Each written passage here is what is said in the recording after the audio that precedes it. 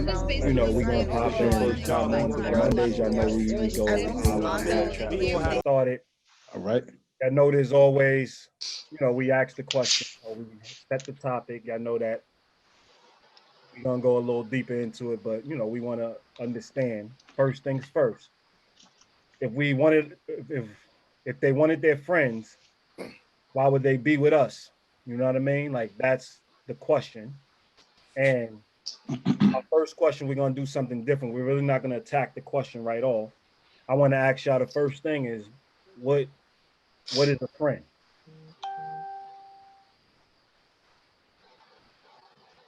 Don't all answer all at once, guys. Yeah. Friend, somebody take the floor. Yeah, so basically a friend is someone that is usually someone that has your best interest in mind, you know what I'm saying? So, obviously an enemy doesn't have your best interest in mind. A friend has your best interest in mind. So, you know what I'm saying? A friend is someone that's going to push you, encourage you, and help enable you to become the best version of yourself that you can be.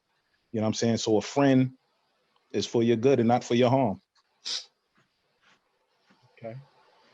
Anybody else? A friend is someone pretty much very similar to what Drastic said, is accountability partner.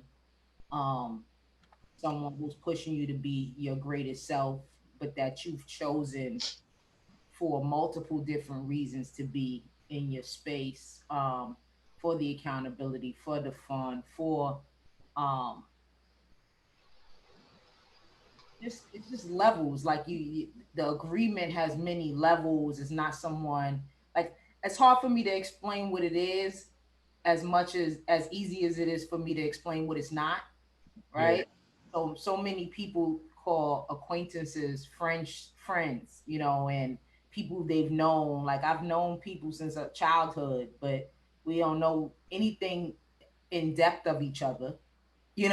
Like I don't know them, they don't know me truly. How could that possibly be my friend? So I would say that our friends are people we trust with everything, trust with all of our information, and trust with our vulnerability, because we know that they have our best interests at heart and want us to be our greatest self. They're also people we trust to give us them hard talks, to sharpen us. Facts. Sharpen them. All right. So I guess that would be my definition of a friend. Okay, Barry. I'm gonna go with what Mahogany and Drastic said, because what I think about a friend, I can't always apply it to, because I've called people my friends, but it seems like I have a different standard for each of them, and not one consistent standard. So it's hard for me to sit there and define, like, say, well, this is my friend, or what I think a friend is. And so I'm going to hold judgment on this one until I actually kind of walk myself through this process, because I think that I'm going to end up redefining what I see a friend is, and what I deem a friend is supposed to be. I mean, I'm doing it now. I mean, I'm actually doing that. I'm starting to look at that now, what I consider a friend and what I consider somebody as acquaintance, and what that looks like for me. I mean, that's why we definitely have these talks, so people could reevaluate, look at their lives, and see what's still healthy and what's unhealthy, and try to get closer to healthy, so they can live quality of life. But the next question, I mean, wait, hold on. Angelique said that a friend is someone that has your best interest in mind. They push you to be your best, and they see the real in you, and they know you. Okay. But I guess my question is, before we know we're going to go answer the questions, but if we call everybody that, right, that's the standard of what, but then we call people that we say they're our friends, but we don't hold them to the same level of standard. So can we? Then they wouldn't be your friend. That's why it's important to define our term. But before we really get into something deep, we're going to now discuss, like, what would be a romantic partner? A spouse. How we define that? A spouse, a girlfriend, a boyfriend? I feel like a romantic partner is the same thing, except it's with different level of intimacy attached. That's why your romantic partner should be a friend first and foremost. I believe it's the same thing, just without the restriction of intimacy, that level of intimacy, I should say. Okay. And I'm gonna just take it at the base level of the words that's being used. Romantic partner. You know what I'm saying? That'd be a partner that you're engaged in romantic behavior with. You know what I'm saying? And romance can be, you know what I'm saying, the exchanging of gifts, the exchanging of flowers, you know what I'm saying, dates, etc. Walks in the park, you know what I'm saying, hikes on the trail, you know, so on and so forth. So romantic partner is a partner that you're engaged in romantic activity with. Okay. Barry. I'm gonna co-sign those two, and I'm gonna get on this train and stuff when it comes to it, because once again, I agree with them. I think it's a level of intimacy that you don't share with a friend, but at the same token, this is such a fine line outside of the, you know, because it's hard to describe outside the physical aspect of what the differences is, because once again, that's, you know, you're supposed to trust your friend, you're supposed to be intimate, open with your friend, but you're intimate and open with your partner, your romantic partner. You just don't share physical relationship with your a physical intimacy with your friend.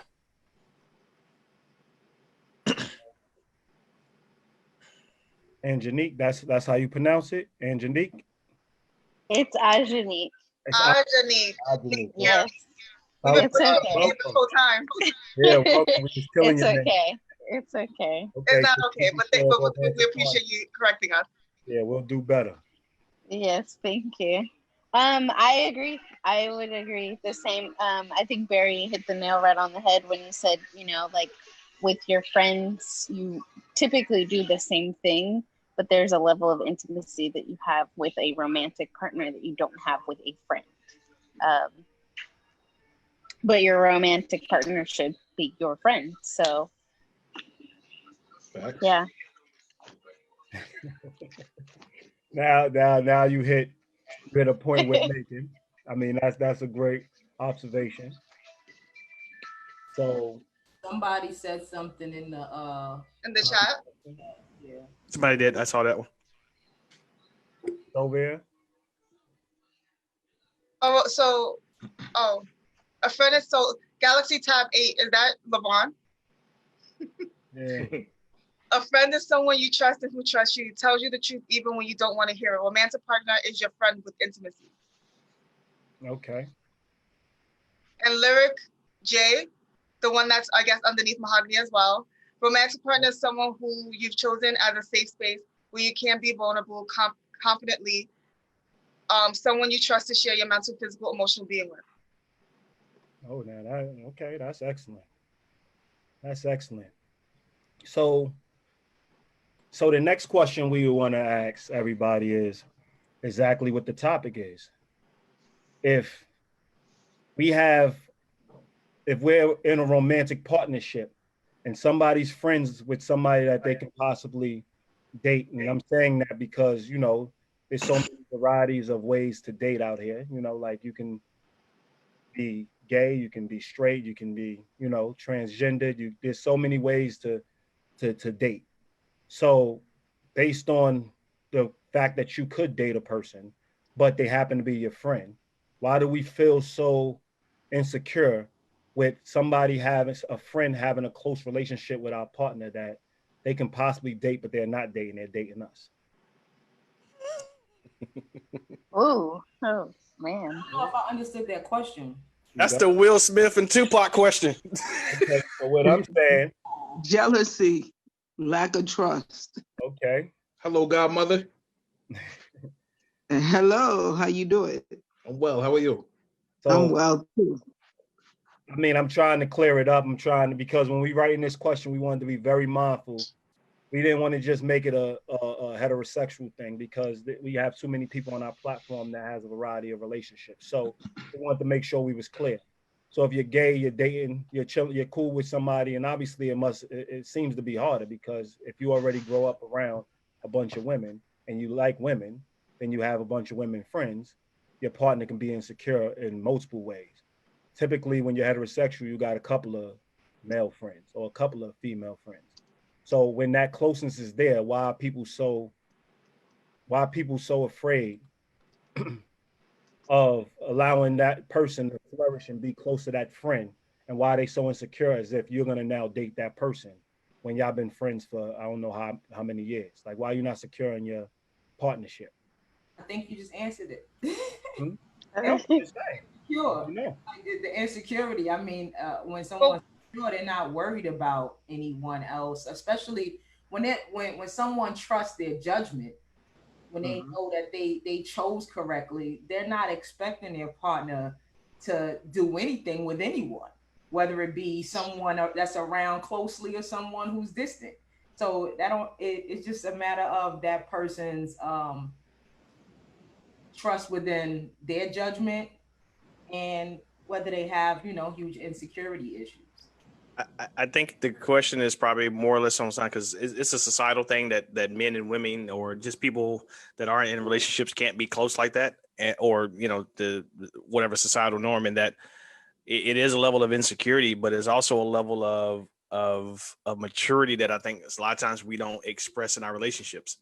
We say we want to be mature about relationships, but we see I mean, I'll just be honest, watching you two guys and saying that how in the world is it possible for you guys to be, having what you got, your history, but then being as close as friends you guys are and saying, oh, there's nothing going on. That's the immature mind that a lot of us possess, at least for me, that we've had to grow out of, to say, you know what, we can look at relationships in a healthy way, that two people, man, woman, whatever, ever, that are not physically intimate can be close and actual friends and it not be anything else other than that. I mean, I think talking about the example that you used with Jerry and Aziz, I think part of the reason that we can see that that's acceptable for them, you know what I mean, that they have a history, but now they're just platonic friends, is the fact that they're not secretive about it.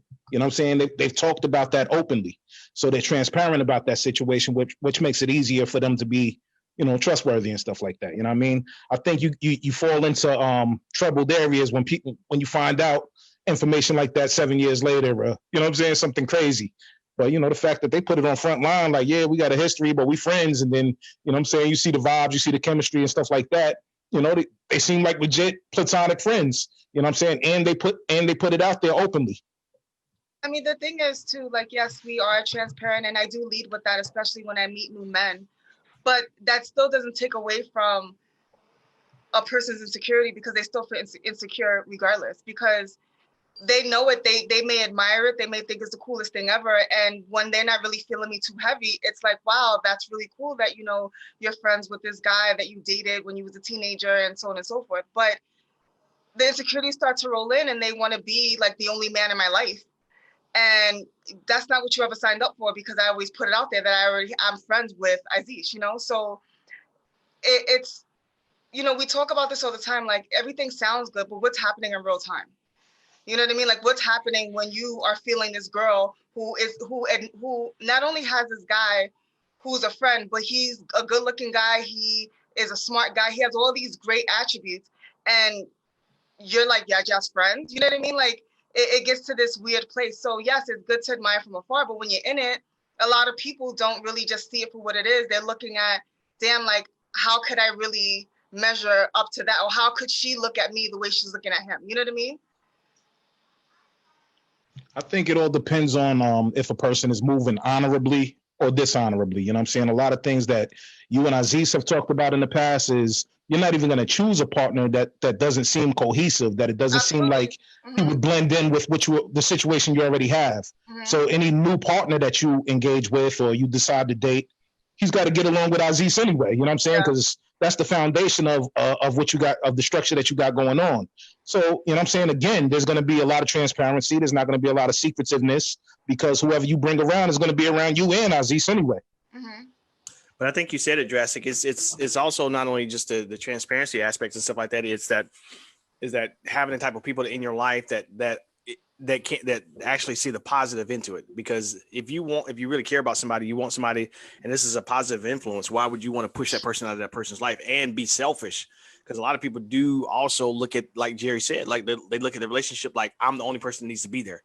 When no, a healthy relationship, I can get multiple things from multiple people. It doesn't have to be always from one individual and stuff like that. It just means simply that I've chosen to engage you in that place, in this space. And that's what I'm accountable to.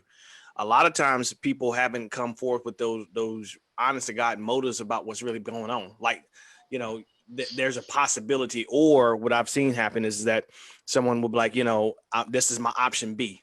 So I'm keeping this person as an option B just in case this doesn't work out. So I think that's the transparency piece about all those are deeply important.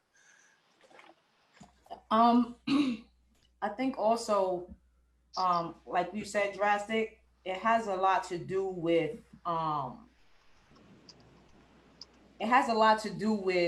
not just the transparency, but the choosing, right? So if you choose someone, Jerry, who is not solid within themselves, usually people who aren't as solid within self always think that someone else isn't as solid in self, right? No matter how they're showing up. So they project. Aziz can be upstanding and all about the principles that he says and displays, but someone who isn't is not going to believe that that's truly him, no matter how much he shows up that way. Yep. Right? So as long as you're choosing someone who knows who they are, who is living everything that they're speaking, then they can believe that this is your friend. They can believe that he is as solid as he shows up and that he won't even move in that space because that's not who he is. Yeah, I agree. I think people do a lot of projecting and they think about what they would do. And, people find it weird that two attractive people, like, how could they not be intimate, or how could they not have, like, you can be friends with somebody, still find them attractive and not, be loving on them like that. You know what I mean? Like, there's like a boundary, like, and Aziz and I are not going to wait until we're in relationships to say, oh, now we want to date each other. You know what I mean? Like, that's not happening either. So I do think that people have this misconception that you could only really be friends if the person is not their type, or they're not as attracted to them. But it goes beyond that. And people do project. They think that, what would I do in that situation? That guy would probably be having sex with his friend. You know what I mean? And not saying anything. So that's why they're looking at, it's like, there's no way that this guy has the woman that I'm attracted to, the way I'm attracted to, around, and he's not trying to hit. Like, that doesn't make sense. Nope. I mean, let's just really just take a step back and look. Like, it does deal with insecurities. It deals with a whole bunch of things that we can highlight. But the main thing is the belief that we have control over what the other person does and doesn't do. Correct. Yeah. The point is, a relationship is a faith. So as long as I want to be with you, let's say I wake up one day and I want to be with Jerry, you're the odd person out. That wouldn't be your choice. And the fact that we feel people are making choices, we now use guilt as a weapon. We now use, you always wanted to be with this person. We now use our insecurities to keep people in line. But a commitment is just really, the framework of a commitment is keeping your word and honoring your word. Nothing's stronger than your word. You get what I'm saying? So if you want to be with your friend, but you just want to be with your coworker, or you want to be with some woman that is walking down the street, or you want to be with some man that lives next door, that's always going to be your choice. A relationship lasts as long as your ability to want to be in it. And we sit back and think we have control. So we're like hamsters on a hamster wheel, believing that we are in control of what another person does or doesn't do. We forget free will, we forget choice. Yeah. They're going to be around because they want to be around. We only can make decisions based on other people's decisions. So we don't have control. That's the whole point of being in relationships. That's the whole point of being in friendships. Losing control and being vulnerable. And that's why so many people are scared to fully commit. That's why so many people stay in unhealthy relationships, because the framework of an unhealthy relationship, there is a control that they feel that they do have control over. Because if a person cheated on me, and let's be honest, we all know people that stayed in relationships 20, 30 years and went through all the hardships, right? And wouldn't leave the relationship no matter what. Why? Because it's a balance of power. If you cheated on me and now you got to make it up to me, that's better than getting somebody new that's a clean slate that I still got to put in the work. So there's just so many reasons we do things. But why are we so fixated on somebody that treats our partner good? And why are we not happy that that person's treating our partner good? Yeah, Like, so I mean, go my ahead. bad. Go ahead. Go ahead. No, go ahead. All right, my apologies, but I guess what I was gonna say is that depends on it. It got to be based on the definitions that we came up with in the beginning. You know what I'm saying? We've established that a friend is someone that has your best interests in mind. You know what I'm saying? They have good core values and principles that they operate by.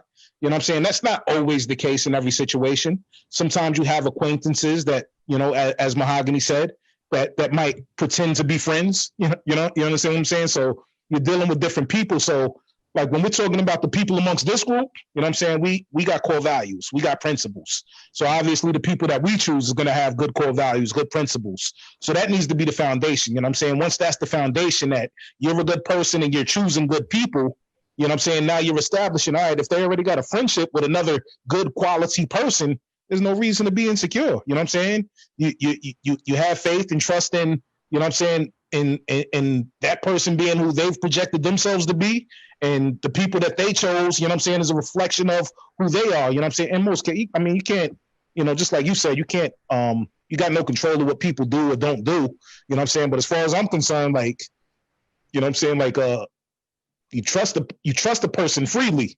Mistrust is earned based on, you know what I'm saying, them doing something worthy of being mistrusted. You know, if they don't do anything worthy of being mistrusted, just trust them.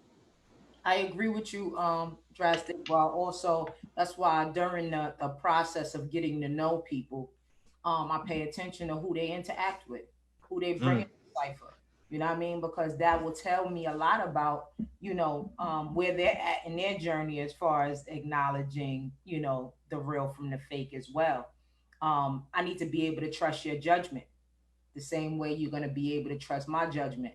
So once we get past that, and I know that I can trust your judgment, it's all faith based at that point. What I'm worried about. I mean, I even heard like we discuss friends, and they're like, okay, friendship also means that y'all don't have the same level of intimacy. But what happened if y'all were friends? I mean, y'all were intimate at some point, and then y'all just decide to still be friends. Are y'all not friends anymore? Yeah, people tend to negate that actually. So that's why we have the problem where you having kids with somebody that you gave your all to. Y'all been in a relationship, a romantic partnership, it doesn't work out, and y'all can't go back to being friends because a lot of us believe because we were intimate sexually, there's no way we can be friends. But to raise our children and to be in the best place of raising our children, we have to have some level of friendship. We have to remember why we started the relationship to begin with, but we lose focus on that. So we're nasty to each other. We do a lot of things that hurt the relationship further just because we want to disconnect on a romantic level. But there's levels to it. So I wouldn't say friends, like Drastic could have a friend that they have a relationship where they actually sleep together while they're single. And they I personally can't. No, I'm not saying you. I'm just saying, let's say that's the case. Thanks for clarity. And if you're making sure, huh? And if y'all get in a romantic partnership and you're still an honorable person that strongly believes in commitment and strongly believes in honoring that commitment, it doesn't change. It doesn't change what you're going to do with the other person going forward. What changes is that you're not going to be physically intimate anymore. But y'all still going to be emotionally connected. You're still going to be emotionally intimate because that's what a friendship takes. Yeah. You're still going to be intimate with your friend. That's like what I hit on a couple of weeks ago when we was talking about my ex-husband and I. We were friends first before we got together. And then we have kids and we got married and we got divorced. And it took a while for us to get back to the friendship level, but we got back to the friendship level. And people think that it is so strange that you guys are good friends. Like we talk about everything, our personal lives and everything. And people don't understand, like, oh no, you guys got something going. There's no way that you guys can be divorced and be friends like that, but it's not true. We're friends. And you know, when he starts a relationship, he lets them know that I'm going to be there. Definitely. if I start a relationship, they know that he's gonna be there, because at the end of the day, we're family. And we gotta show our kids that we're family, even though we're not together. And a lot of people find that very hard to understand. Very hard. I think it's just a testament to the maturity that you're displaying, because once again, if you truly, I mean, like I said, you brought it up, just like I said, you said, hey, this person is part of my life. I found value in this, and this means something to me. It's not just something that I can toss away and just think that I can just, kill this relationship. Because if this person is important to me and they bring value and they add value to my life, why would I want to get rid of that? But the point is that you also have to be able to tell people, like, listen, I'm not just going to discard people for the sake of a romantic relationship. No, in other words, you're going to need to be mature enough to understand that these people are part of my life, whether they're male or female, and that they were here and they're going to be here before you, and that's the way it is and stuff like that. But I don't have to hide these people. I think it's also the thing that I've had to learn and work through is that is not hiding my friends, especially the female friends that I have that are real female friends to mine, because I've just got into a romantic relationship with someone else. In other words, that's my insecurity, because I don't think they're going to be able to handle it. And so I also have to learn to work through that process myself and say, you know what, these are my friends. And if I call them my friends by the definition of what we use as friends, then they can't be hidden. It's unfair to them as well. Well, I think it's a little bit of color. Who aren't strong enough to handle what you bring to the table. Yeah, but that's a mistake that people make even when they get into a relationship with female friends. People who are female friends, they get into a relationship with a male, and all of a sudden their girlfriends go on the back burner.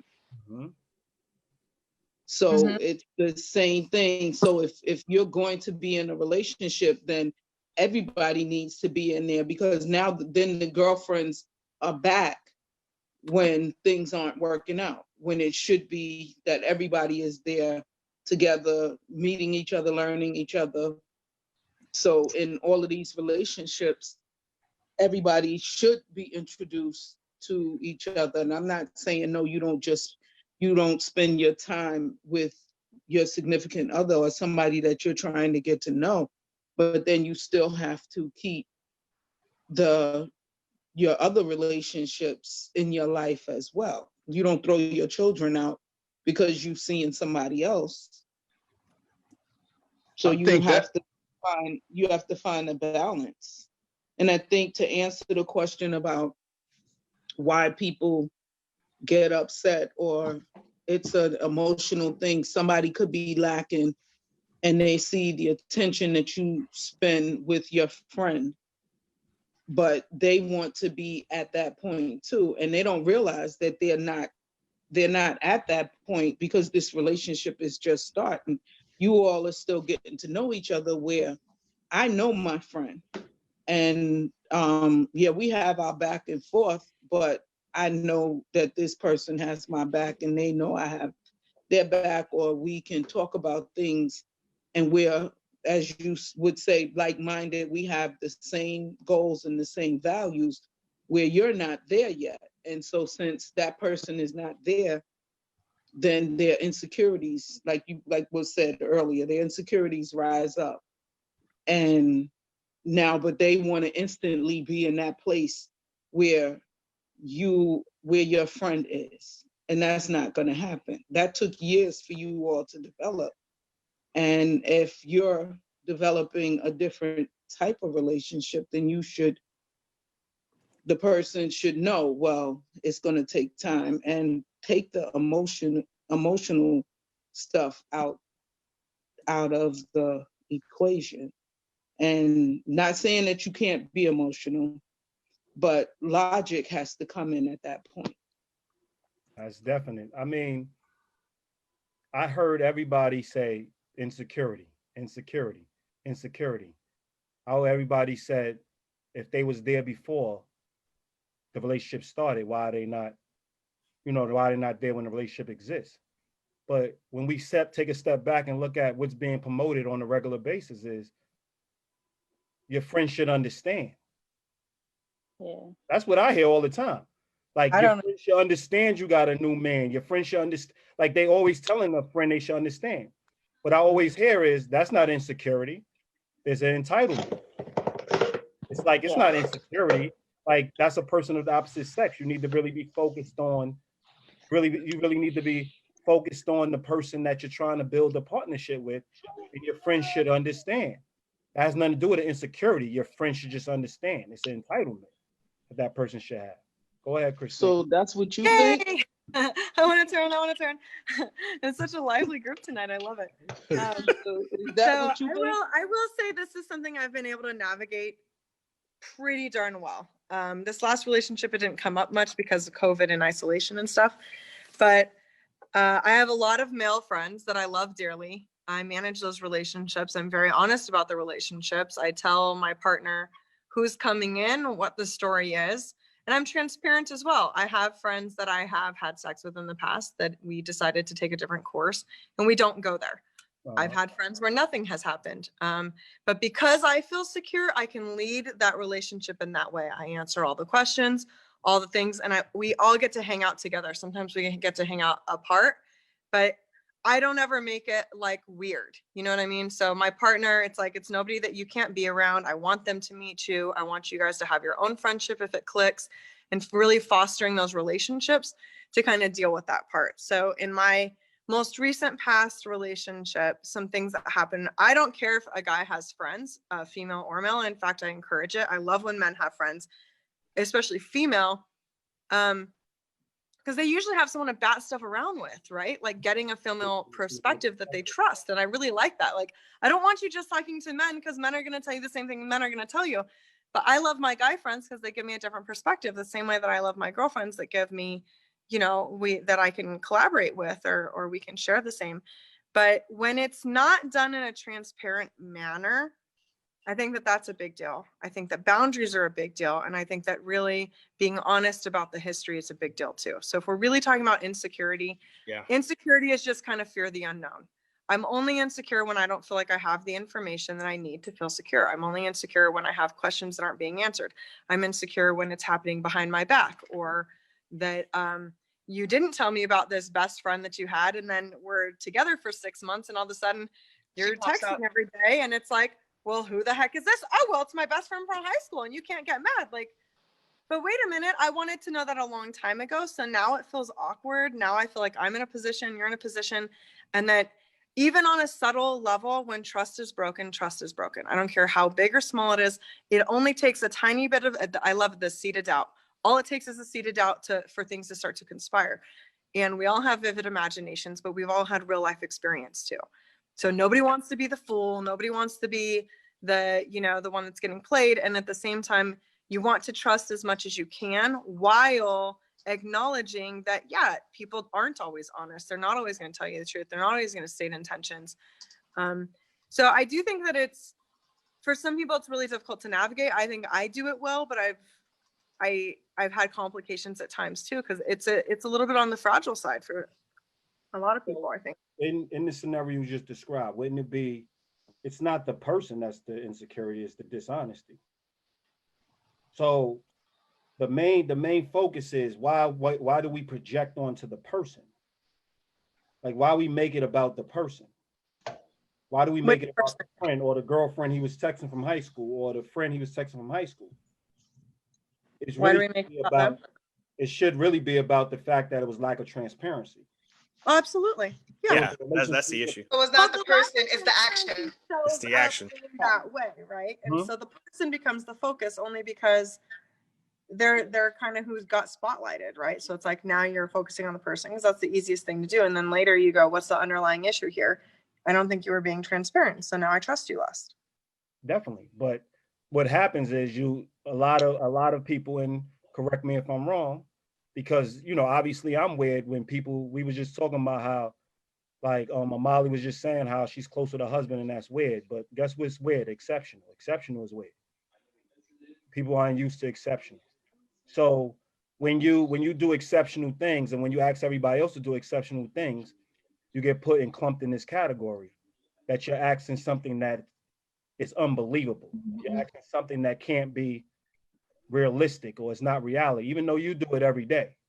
Right. It's not reality. So what do? We call it different. I mean, me and Christine last week had a little disagreement on preference. What do we say? We start saying it's preference. I still hold dear that it's insecurity because in your same scenario, you were saying transparency was key. In my scenario, I was saying I was being transparent. In your scenario, you said you didn't want me to be transparent at that particular time because you wanted my undivided attention. But I was being transparent about what was, getting my attention. You see what I'm saying? So it gets into this difficult place. But overall, do we respect the transparency or do we want what we want when we want it?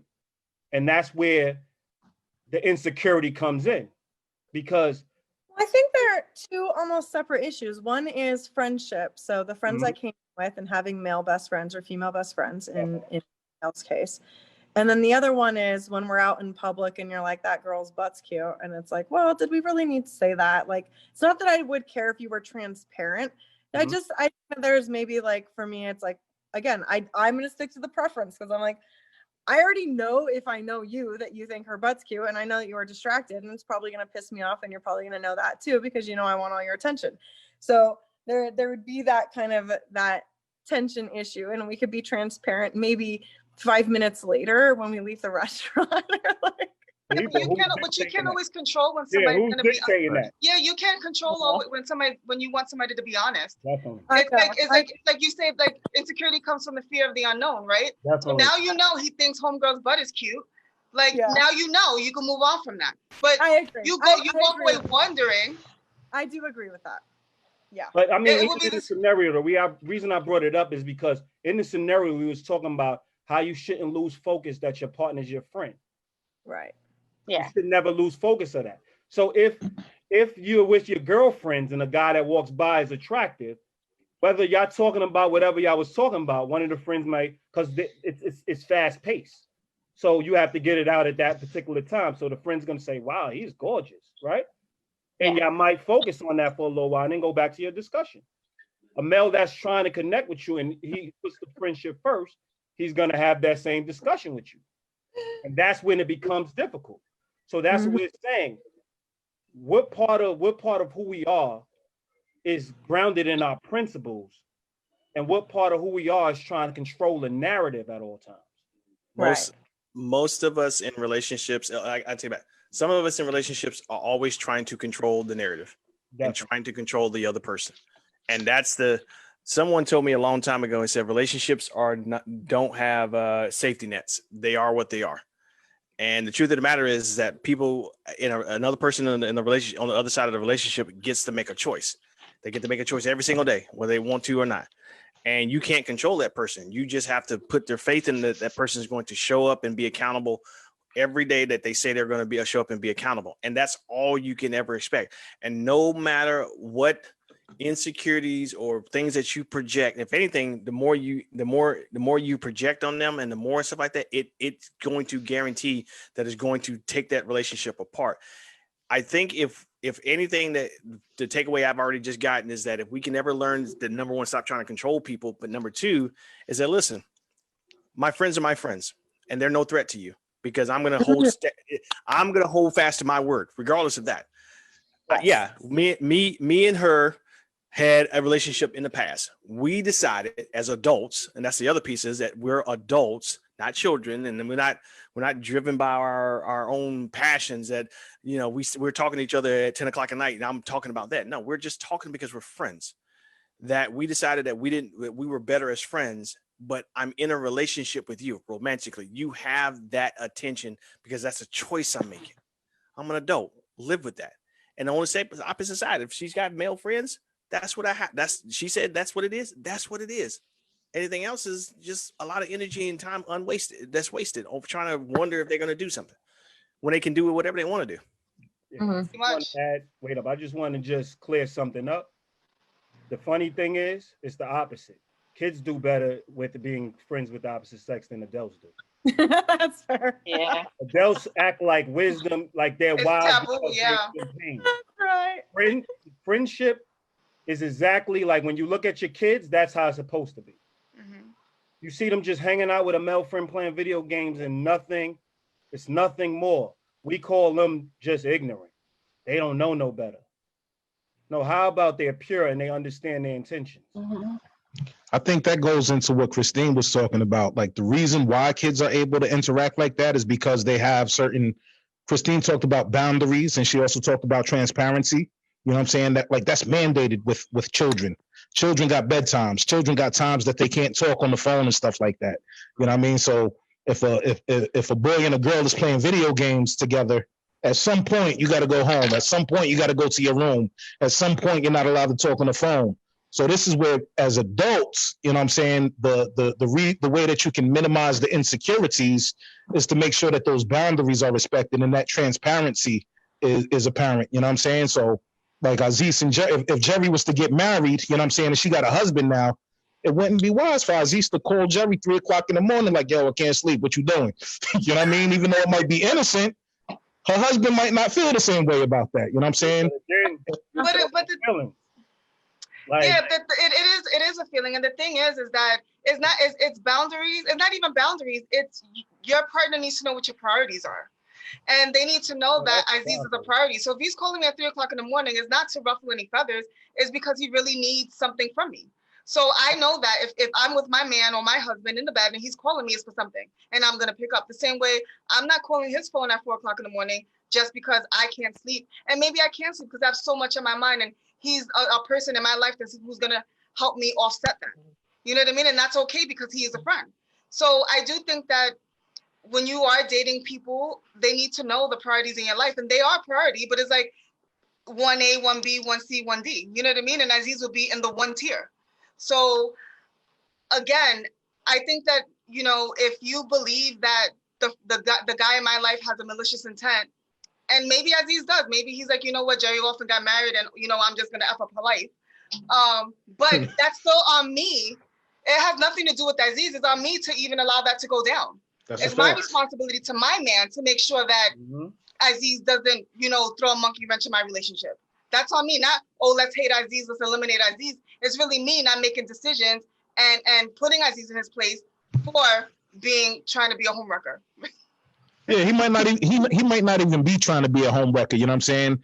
But the way I'm looking at it is like if he's a friend according to our definitions of what we defined in the beginning of this conversation, he has your best interest in mind, you know what I'm saying? So he's going to be mindful of that, and he's not going to call you 3 o'clock in the morning unless it's a legitimate reason, you know what I'm saying? He's not going to call you just to chit chat, you know what I'm saying? Like, yeah, of course there's exceptions, and sometimes there might be a legitimate reason for that, you know what I'm saying? And if that situation did arise, then you know, that's where the communication and the transparency comes into place. And, you know what I'm saying, you have that conversation with your husband, you know what I mean? But I also wanted to touch on something that LaVon said. She said that sometimes, you know, you get into a relationship and then you get rid of your friends and stuff like that. And I believe that that happens sometimes because you really didn't value that friendship in the first place. Because if that's a friend that you actually valued, you know what I'm saying? That person is still going to be calling you. You're still going to be interacting with that person, and you're going to be transparent about it. You know what I'm saying? Your partner's going to know about that. And also, again, boundaries are going to be respected on how those conversations take place and when those conversations take place. I think it's a relationship of convenience when it's just a complete disregard until the relationship is no longer, and now it's like back to regular. Like yeah. A lot of women like that every time they get into a like we have a group, right?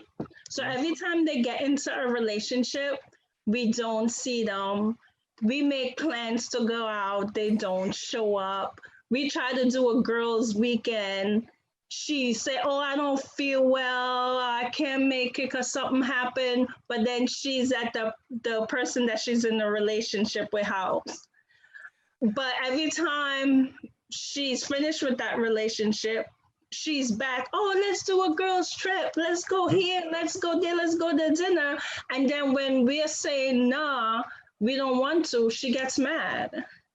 I think that's a reflection of boundaries as well. The type of people that are in your circle, you don't want those type of people in your circle. That's not actually your friend. Like Mahogany said, it's a relationship of convenience. They are your friend because they don't have a partner. and quote unquote friend, I guess is a good way to say it. I'm 25 years old. I have so many quote unquote friends. As soon as they jump into a relationship, it's like, okay, well, I guess Go we're from not zero. going out again. And then they're out of a relationship, and it's like every Friday, Saturday, let's go somewhere. And it's like, well, no, I can't do that. And where were you when it was my birthday? You had somebody. But I want to go back to the question in the beginning. I think that for a lot of women my age, I don't know if there's a lot of women here my age, but I feel like a lot of women my age, I don't think that it's always insecurity. One thing I've learned a lot about is attachment style and boundaries and the things that we were taught and the things that we've learned as children. A lot of the time as children, you have this space to create boundaries and to become yourself. Obviously, you're going to continue to grow and continue to evolve, but there, in a way, you're creating boundaries. You know, at the age of 2, when you're saying this is mine, you're establishing your power. And when things are disrupted in your life and you don't create those boundaries, then that kind of forms in the relationships that you have, which creates your attachment style. So I don't always think that it's insecurity when it comes to your partner, your romantic partner, having friends of the opposite sex. I will also say at 25 years old, a lot of guys my age, they're not out here being transparent about having female friends that they may have slept with, they may have been friends with benefits. They're just not doing that. It comes up and then it's like, oh, now we're going to talk about this. It's here, it's on the table. Let's address it. There are a lot of guys that are 40 years old. They still want to have that conversation.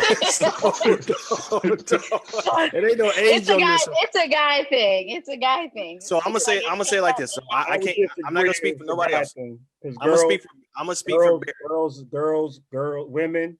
It depends on who you are. Thing.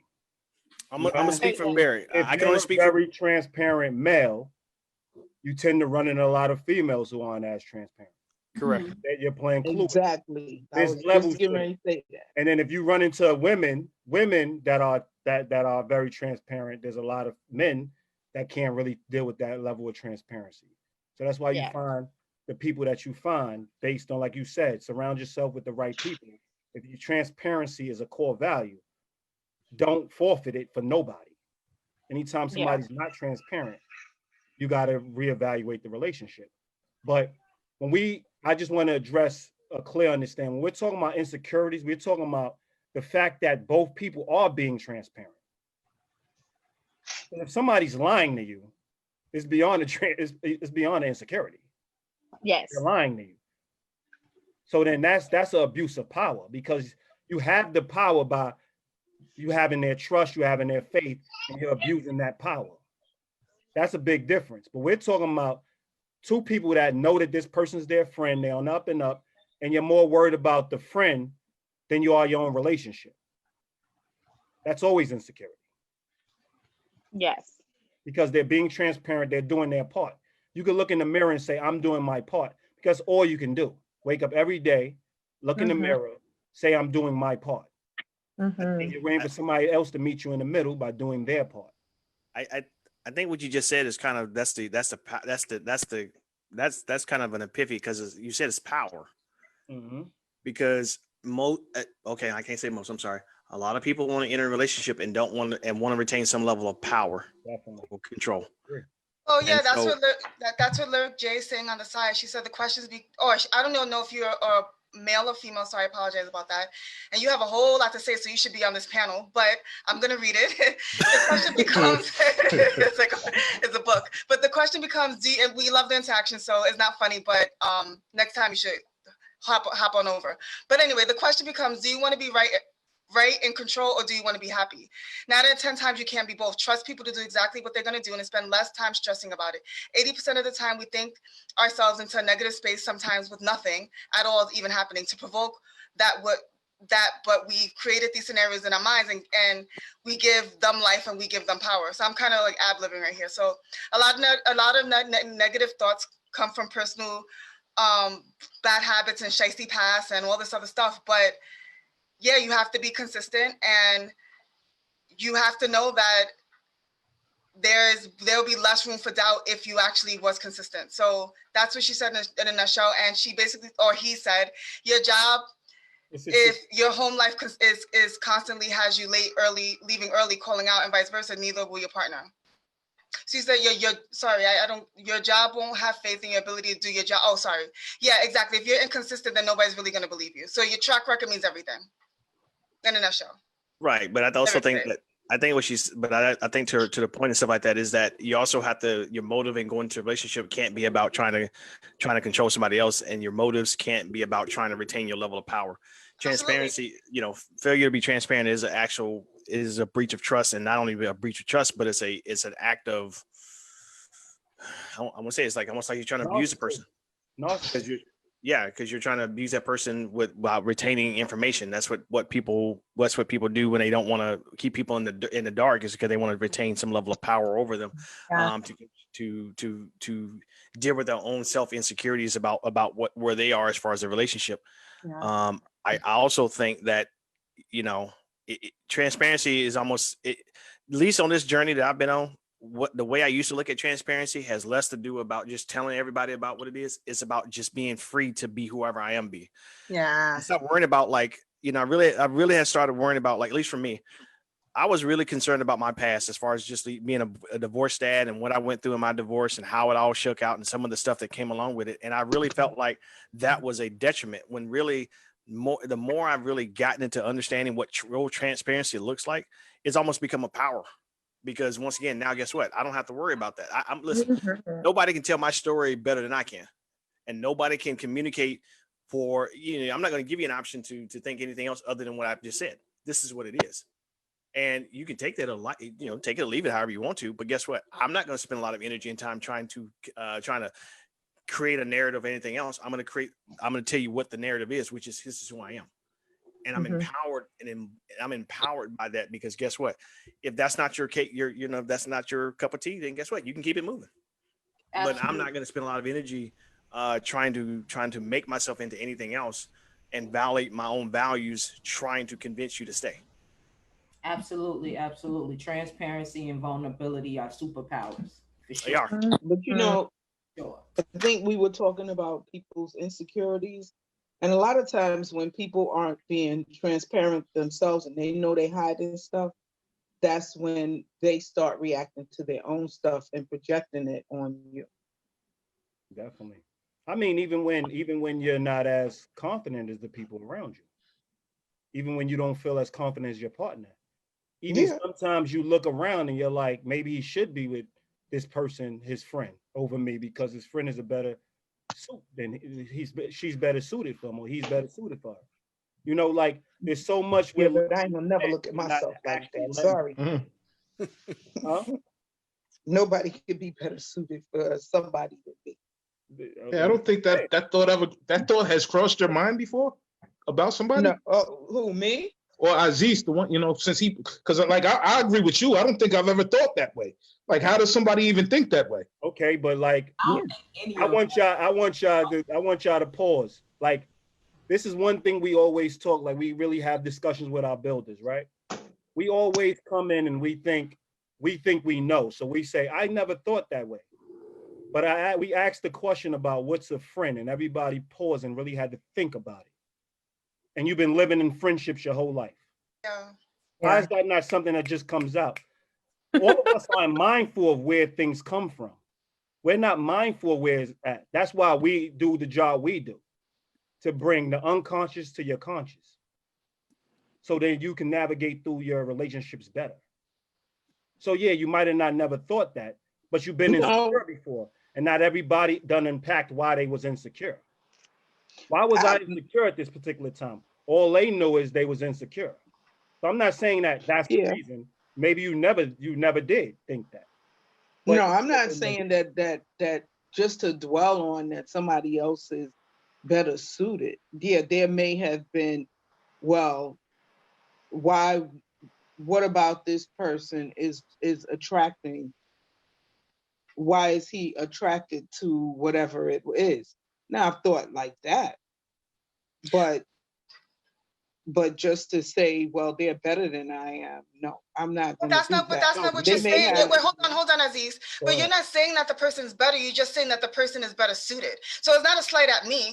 I've dated guys who had female friends and they got along really well because the issue with the man was that he continued to be a friend with his friend, and he didn't continue to be a friend with me. So there was a part of him that he was that the friend was able to explore with him and be with him that he wasn't allowing me to get in that way. So that's why I used to sit back and think, you know what, like you should be. Why don't you date your friend? Because she gets the best parts of you. You are truly who you are. You're not truly who you are with me. So that's when you say, it's not a slight at me. It's not me. I didn't do anything wrong. It wasn't because I was a bad girlfriend or whatever the case may be. It was because he wasn't truly who he was going to be with me. So why not explore that with somebody that you could truly be who you're going to be? And that's what you see it. I understand that, and I get that, but some people put themselves down, like they totally put themselves down and look at themselves and put their self-esteem down because of a situation like that, when I don't think that that's what they should do. Yeah, but I was saying it more like what Jerry was saying, meaning there's times that you got, because we was talking about being transparent and vulnerable, right? So I was saying that in doing that, sometimes you got to evaluate what's causing the issue, right? The discomfort. I agree. Causing the discomfort. So in doing that, I said maybe it may be the fact that this person is a better suited, like that may be the honesty that you come to. That may be the transparency you come to. That may be the vulnerability you need to come to. You need to really look in the mirror and say, listen, like Jerry said, you're not your best when you're with me. You're your best when you're with them. So at this particular time, I got to be the friend and not the partner, and tell you deserve somebody different because you can be the best with this person. What did we say? It's to bring the best out the person. So to bring the best out of the person, you really got to be empathetic and look through their eyes at least 5 times a day. You do. But I think that's a tough one for a lot of people, because that means you would have to let go of your selfishness about the situation and say, you know, if I really, really want the best for this person. And that's why I go back to that whole friend thing, because you have to define friendship as if you seriously want the best for that person, right? And like you said, maybe I don't bring the best out of them in a romantic situation, but as a friend, we're phenomenal. We get along. But in a romantic sense, that just doesn't click. You have to also be able to say to that person, other person, that, you know what, I don't bring the best out of you in this place. This is not something that you and I align with. We don't connect with. We're not growing the type of intimacy that we both desire and want to have. And so maybe we need to be honest and transparent about that. But I think once again, it goes back to wanting the best, not because at least for me, and I'm growing out of this whole process, is that I do want the best for my friends. And so not only do I want the best for my friends, but I also want the best for someone I would possibly be in a romantic relationship. And then being able to say to them, if I don't bring the best out of you in this space, then maybe this is not meant for us, but a friendship is always still there. But a romantic relationship, we don't connect there. But I don't want to lose this great friendship that I've had with you just because we couldn't build a capable romantic relationship. Because we connect as friends, we talk as friends, we get each other as friends, but romantically we don't connect and we don't vibe. And I think that's where the growth for me has been in this last couple of weeks, is saying, you know what, if Zita my friend, they're my friend, and I don't want to lose and just discount friends just simply because we had a situation in the past. No, we had a situation in the past. We've decided that the best thing for us, as we want the best thing for each other, is to keep that friendship, but not explore this and maintain that boundary, because that's what we said we were going to do. Not because we have to, because we want to, because we know that's the best thing for us. That's important. That's very important. I was having a conversation with a friend today, and we was talking about the girl code. And she said, what if there was a guy that liked me and me and him was getting to know each other, and the guy met her and she liked that guy also? She said, what would you do? I was like, I would tell you that me and the guy is kicking it and we're friends and we're getting to know each other. So she asked, well, if you and that guy didn't work out and you knew I liked that guy, would you allow me to date him? I was like, yeah, why not? He might be better for you. You might be better for him. It didn't work out for me and him. We wasn't married. We didn't have no kids together. So why not? I don't believe to a certain extent in that girl code thing, because that's my friend. If he's happy with her, but he wasn't happy with me, why not? Why don't she can have him? You know what I mean? And another friend of mine saying, you shouldn't do that. You shouldn't have said that. That's wrong. That's disrespecting the girl code. Not to me, it's not. I would say it has to do with the emotional relationship. Like if I was engaged to somebody and I still had strong feelings and maybe it ended in a sour way, it might take like a year or two for me to really be comfortable with that. And as far as the friends, like I have transitioned back into friendship with some lovers, but I need time, and that's just my truth. Is I need time. Because I believe being a friend is being able to talk about anything, and if trying to be friends with an ex and he wants to talk about his new girlfriend and it triggers me and it upsets me and it spirals me, and then I can't actually be present for that relationship.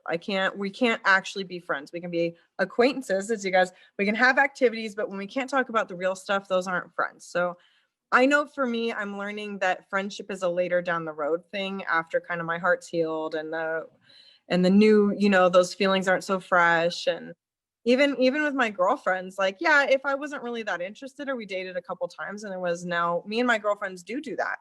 But if I really loved the person and we had a deep connected relationship, that would feel different to me. So yeah, I guess if you were married or whatever, then will be a different issue. But if you was just dating for a couple of months and it didn't work out, then yeah. Well, I wanna like if you didn't get totally emotionally attached, if you weren't in love with them, then, but if you were, then that's a little like. Yeah, but like, what's the purpose of dating though? Aren't you dating for the purpose of marriage? Like, you know what I'm saying? Like, if it don't work out, why not give your friend to the guy or the guy to the girl, and it might work out for them. Yeah, but what I think Drastic is trying to say is that there should be no limits to when it's okay. If you believe it's okay, whether you guys were engaged, married, divorced, you guys had a one-night stand, or you decided to have sex like 10 times. The point is that you believe that if there's somebody else that's better suited and they're honest about it, then do your thing. So you either have that belief or you don't have the belief. You can't control. It's like, well, you can date this guy because we only dated for 6 months, but this other guy we dated for 10 months and you can't date him because I actually liked him a little bit more. Like, how does that kind of work? You know what I mean? Like, either you believe it or you don't believe it. I think you'll learn it if you ever get. I think you'll learn it. I'm sorry. Go ahead, Manhag. Code, girl code, guy code is weird as hell. And the reason I say that is the same reason I feel like there's codes for everything. You got an ethics code for every situation. Just like I don't believe that a relationship has the same rules across the board. The two people come to an agreement on what their relationship is and how it's move and what it stands on. And that should be the same thing when you're talking about amongst your girls. Like this girl code that supposedly takes over the whole world of women is ridiculous. Yeah, I do believe that way too. It's ridiculous because that means if I was dating him and you wanted to date him, I would be blocking your happiness. And how could I call myself a friend? Because he could make you happy. He could go on and you guys get married and live a wonderful life. So why should I block that? But that's what Jerry was saying. Jerry was clearly saying, see, that was a key point you made right there. Why am if I'm truly your friend, why did I lose focus on blocking your happiness? So why does it matter based on your emotional state? Why is the girl code, why does it matter based on your emotional state? I'm going to say that again. Because I'm busy thinking about the principle. Because I'm busy thinking about the what if. If I didn't let him go, what if? could I be as happy as she is? Definitely. But she just finished saying she don't want to block her friend's happiness. So the focus is you and your partner is not together anymore. That's the focus. We're not saying, okay, date your friend's man. We're not saying that. But what we're saying is, if that's your belief system, how do you pick and choose when to adjust it when it's convenient for you? Yeah, that's what we always say. That's manipulation. That's what we're saying. And we do it you do it all the time. I've done it. We do it all the time. We're like, oh, I believe this. Like I used to tell my peoples all the time, yo, if homegirl don't want to get with me, do your thing. And then when he does his thing, I'm mad. Yes, that's what I'm saying. You're gonna cry in the car. And now he's messed up and I don't want to be his friend. And like, this is what I'm saying. The maturity is saying, this is my principles. Like, if you're gonna literally say, I can date him whether I was dating him for 2 days or 2 months or 2 years or we got married. If you're all about your friend's happiness, you have to put parameters in place. And that goes back to the boundaries. And that goes back to what Mahogany was saying. Your parameters, your friendships, and your partner is based on your agreement, two people's agreement. And your agreement shouldn't offset the rest of your relationships. That's the whole point. You got to factor in all the rest of your relationships when agreeing. So if you're now like I would tell my friends all the time, if I leave my girl in there, don't try to talk to my girl. But if my girl tries to talk to you, do your thing. You're my best friend because obviously I got to trust my girl over you. Like at that point, now I'm juggling and I got to trust the person I'm committed to over my friend. So if she tells me nothing happened, I have to trust her. But if you got proof something happened, now I have to make a decision.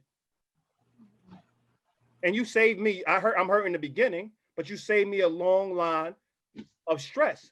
So like I've been one of them people, I'd rather my friend than a stranger because I never find out from a stranger. But my friend, at least I know my wife is not the wife that I need her to be. So everybody has their set of principles, but it's about how you relay it, how you articulate it. But what's bigger is how you practice it when it's the toughest times to practice it. Well, in real time, we talk about real time all the time. Crazy, huh? Yeah.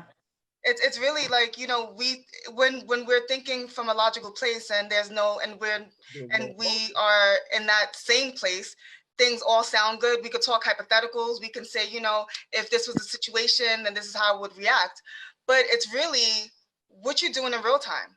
When things are going down, your feelings, it strikes a chord, you start to get all anxious and you feel it, how you really handling that. And it's just being able to have things in place because it's not easy. I'm not saying that I'm not gonna, you know, it doesn't, you know, make me feel away or I may not be shaking because I'm just so nervous, whatever the case may be, but at least I'm dealing with it in real time and making sure that however I'm dealing with it in real time, I can actually live with those decisions instead of, you know, spazzing out or making an emotional decision or being manipulative and then have to go back and say, well, I wasn't in the best state of mind, but really when I look at it, you wasn't the guy for me anyway, so you were better suited for anyway. You know what I mean? So it's really about making sure that the application is there. It all sounds good. We all know what to do, but are we doing it? Yeah, I think when I look at the principles that everybody's talking about, they're like, all right, I think my principles might be a little different than Jerry and Aziz's now that I think about it. Because everybody's talking about like this friend should stick around because this friend's been around for the longest time. But like if I'm dating for the purpose of marriage. And if I'm married, you know what I'm saying? The goal is for us to be best friends. Such best friends that we become one in unison, on one accord and everything. You know what I'm saying? This is the person that I'm sharing the majority of my day or my life with. You know what I'm saying? This person should become more of my best friend than my best friends. That doesn't mean that I eliminate my friends, but they do take a less of a position of priority, you know what I'm saying, to an extent. But that we have the same principles. That's my aim. Okay. Somebody that's my best friend, that's everything to me. That's why I said I got to trust my wife or my friend at that particular time, because you're put in a position to see who you trust. And obviously your partner is going through life with you. Hey, Drastic, if anything though, I will say this is that your friend, your real close friends will enhance that principal relationship that you have. Because a good friend, the good friends that you have in your relationship will allow you to deepen that relationship. Because if you're not living by your principles towards that other individual, they'll call you out. That's the whole the whole iron sharpening iron type of relationship that you want to have, that we're all talking about. So I think the principles don't change. I just think that you have to have people that enhance your relationship. And like Aziz says, if I got to trust that she's going to do the right thing. But I also think that the thing that's been mentioned that I don't think anybody has said is that some of us don't even really live by the principles that we actually espouse. We talk about them, but they're not really actively present in our own lives. Like the whole, we say we live by a code, but then all of a sudden that code is only as good as long as it serves my own selfish wants. Yeah, I'll admit the first one. I'll be the first one that says I've lived by a certain standard as long as it met my requirements, not the other requirements. And so the moment that somebody else wants to apply that requirement, whoa, what you doing? What you doing? Oh, okay. Now it's only good enough for when I want to use it, not when it's actually accurate. I mean, come on. I mean, Josh, let's talk about it. How many of us have been in the faith-based place and stuff like that? And people say, well, I love everybody, but only when it suits certain things. Makes sense. I mean, it's the same stuff. And so if we're going to talk about this type of relationship and this type of level of relationship and maturity, we have to make sure that the principles that we say we believe in are actually things that we live by and believe in 100% of the time, not when it's just convenient. Definitely. And that's what we were saying. Anybody that, like we always talk about core values. That's who a person is. Every time somebody says, you don't know who I am, you don't know. If I know your core values, I know what you're capable of. So we all want to be mysterious. I think that's the problem. I know me more than you know me. You know things about me I don't know about myself. Like we always so quick to, nobody can tell me who I am. There's a lot of people who told me who I was. And there's a lot of people through life, when I look back, they knew exactly who I was. And I didn't know who I was. So love is a group journey. Doesn't just mean just when you're dealing with the people that you're dealing with. Love is a group journey, meaning you're on this earth and there's people that know things about you that you don't know about yourself. And you always have to be open to understand those things. That's the first thing you have to understand. I don't know everything about myself. So sometimes I have to understand it from another person's perspective and really see if it's valid. But what do? We shut down and say, you don't know me. I know me. But we know each other. That's the whole point of friendship. That's the whole point of a partnership, to get to know each other. And if your partner's studying you and you're studying your partner, who you think knows each other more? Good point. Because you're not studying yourself at that particular time. Nope. They're studying you, you're studying them. And that's a partnership. The study of each other and trusting that you'll get what you're going to get and return blindly. So I wake up every day looking to be the best person for you. You wake up every day looking to be the best person for me. I don't have to worry about me because you worried about me. All I have to worry about is you. So that's the clear understanding of it. So while you're doing all that, you're letting jealousy seep in. You're worrying about outside people. I know the first time I've ever thought about girls at work, or I ever thought about a friend of mine, is when my spouse mentioned it or my partner mentioned it. I'm like, oh, could I date her? I never even thought about it because a friend was a friend. When I'm single, I could think about it. When I'm with a person, I don't have time to be thinking about it. Yeah, it's not even a thought. I got too many things that we're trying to accomplish together as a unit. Yeah. I may talk about how nice a person look. I might talk about how good a person look. I've been in positions where I had to bathe my female friends when they was injured. And I had to ask my partner to understand because they didn't have nobody else there to support them. Understand that. And I've been around some mature women that had a clear understanding, like, yo, I understand what he's capable of and what he isn't, but at the same time, I know he's gonna come and tell me. He can't hold water. So I already know he's gonna say what he has to say. Right. That's where the comfort comes in. Not that your partner's not gonna cheat on you or not gonna go through stuff or not gonna, the fact that you know that they're going to give you choice. Yes. At all times. That's what you want to understand. That's a partnership. That's a friendship. Exactly. I know exactly this person's going to always provide me choice, no matter what the experience of a human experience is. they're going to let me know what they're thinking. They're going to let me know what they want to do. And they're going to plan with me. They're going to make me a part of the planning process. So why are we trying to pull people from their things that make them feel great? Things that make them whole. Things that give them purpose. I mean, to be quite vain. That's why. Well, yeah, and to be quite honest, if we allow our emotions to make decisions for us, we usually don't make the right decisions. I mean, let's take it back to Aziz and I. We dated when we were teenagers, but we started out as friends, and we said if we didn't work out, we would remain friends. Now, I mean, you could already know based on our personalities who was, or when we broke up, who was ready to just start the friendship, right? It was Aziz, and I was in my feelings, and I didn't want to initially. And he called me out on it and held me accountable and said, you know, this is what you said you signed up for. How are you going to renege now?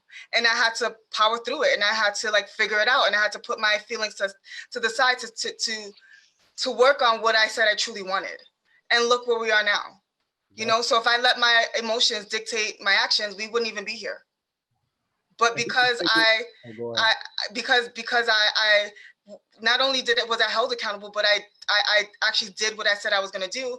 And I'm not saying it was easy. We had moments of we were not on the same page. The times we were not even friends anymore. Like there was a whole bunch of stuff that happened in between. But I knew that if I continued to lead with my emotions, that we wouldn't be as solid as we could be as friends. And we could take it one step further. Like how many men are able to say, I was the one that was wounded in the situation. Yeah. Jerry was like still young and wanting to explore. And I was like, this is me. I found who I wanted to be with. Yeah. And I had to make a tough decision. Yeah. Because I knew that I can run after her my whole life, but she needed to explore. I was already cool where I was. So I had to make that tough decision. So I was the most wounded. So when I hear people say, oh, well, Christine said it, obviously she was saying that, you need your time. I'm like, I signed on for a friendship first. I don't want one. Yeah. So, but that's because you're not friends with your partners. If you that's not true. Partners, you're not letting that go. You're not letting that go. But we practice. I noticed something at even this group is I really do practice transparency, and I'm just telling you how I am. I'm not asking. No, I know what you're saying.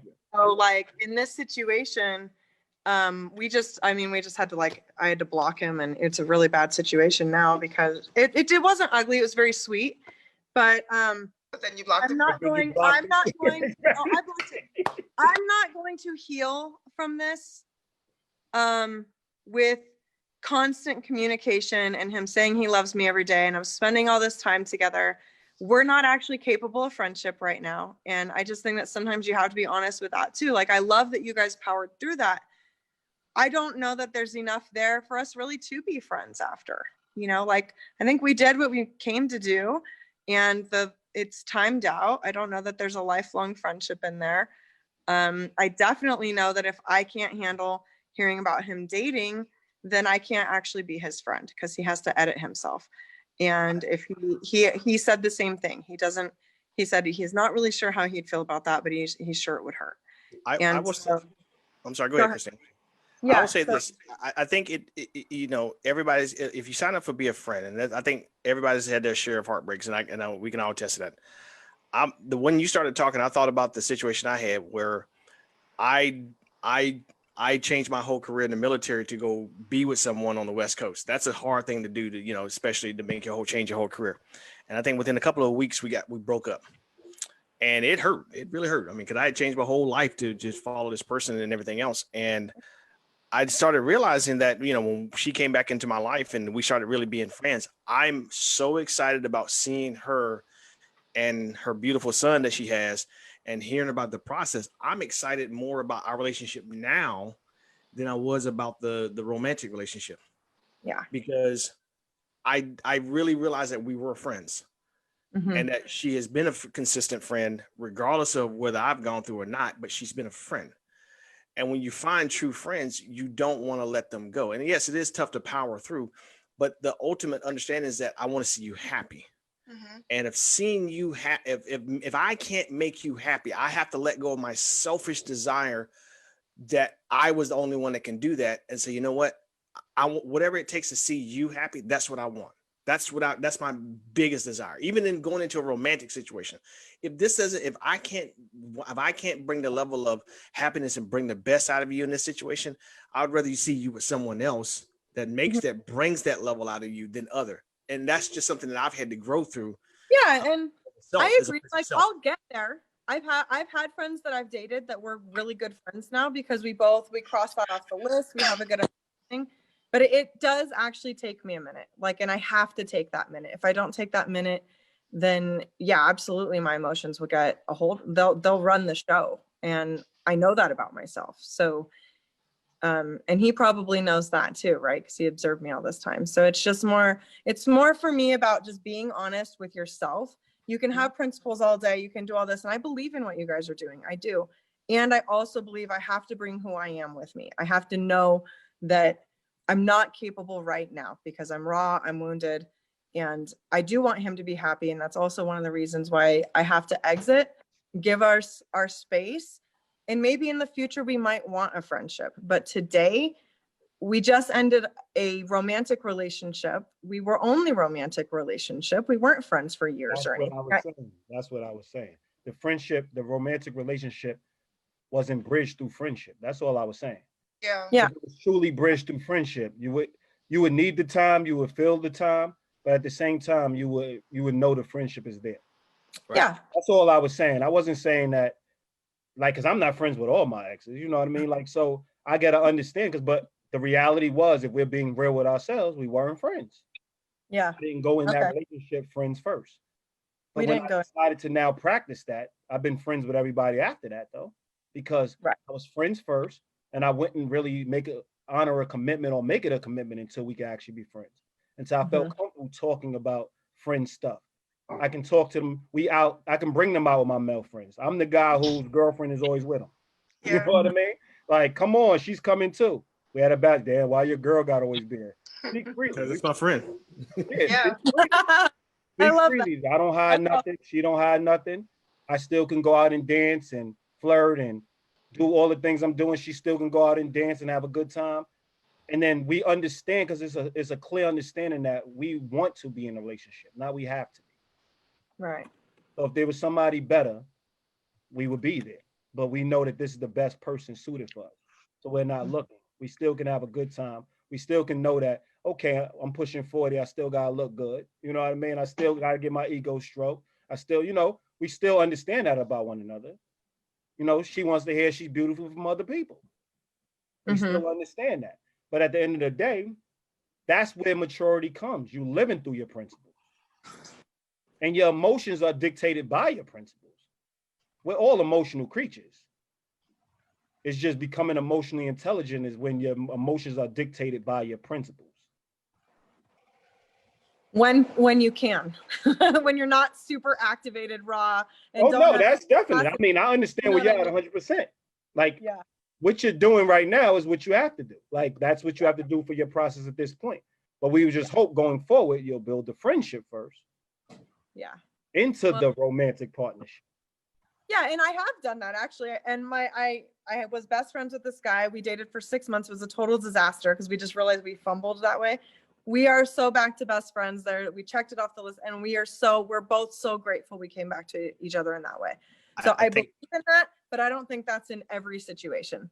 I think the debate is out, and I heard, because I saw it today on some Facebook posts about should you be building friendships into romantic relationships, and everybody's got there. And I don't want to steal the discussion, but I also think that's something that probably we all need to decide how we do that, because once again, I think a lot of times the reason why we can't recover those friendships because we were never friends in the first place. And so guess what? When the romantic relationship dies, there was nothing there enough for us to even maintain anything, because we didn't really have the desire to really care about that person. We just only cared about whether they fit us in a romantic sense, not if they fit our lives. And I think that's a different perspective to have, because you're not looking for just romance. I'm looking for someone that can fit my life, that can bring something to my life. And if I'm thinking that way, regardless of whether it's romantic or friendship, that helps me. That helps determine, because you add to my life. And so guess what? I don't, just because we couldn't be romantic, I don't want to lose you, because Mahogany, listen, we didn't love it up, and that's just not what we want to do. But guess what? You know what? Don't matter. I need you. Still my homie, and I need you there. I need to be able to pick up the phone and call you and say what's up. But I think that's a level of maturity that we're all trying to get to. Definitely. Jerry, it's around that time. Yes. So as you know, this is another great discussion. No, but seriously, everyone was super active, present, and just raw, and we really had a good discussion. So again, if you didn't already share, because I do think that a lot of people learned from a lot of the things that everyone said on the panel today. Just if you haven't already checked out our website at lovesgroupjourney.com, where we have services, because sometimes, like I said, like Aziz and I say all the time, we really don't know how to deal with things in real time all the time, and sometimes we need help navigating in that space. So if you need support, or someone who needs support, they could check out our relationship services on our website, lovesgroupjourney.com, and we can help you navigate through that space, because it's really important to, one, continue to connect with people, B, make sure that you're connecting in real time. You may need a breather, we get that, but you still need, your goal should always be connect, and make sure that you want to connect. So thanks for the people on the panelists and the people that Mahogany. Again, I don't know if it's a male or female, so I'll be doing some. It's a female, Jerry. It's a female? Okay. She said it. My bad. I'm sorry. But thanks for the participation on the chat. You was really on it today. We do appreciate that. We hope to see you back. We're gonna look for your social media handle so that we can send you a link so you can jump on under your own username. That's all I have, and thanks again for everyone who participated, and we'll see you next Monday. Definitely enjoy. Thank you. Have a good And thanks, night. Janique, for coming back for coming to the panel. You was on the side for a while, so Yeah. Welcome. Thanks for having the welcome. Yeah. All right, bye guys. All right. Good night, everybody. Good night.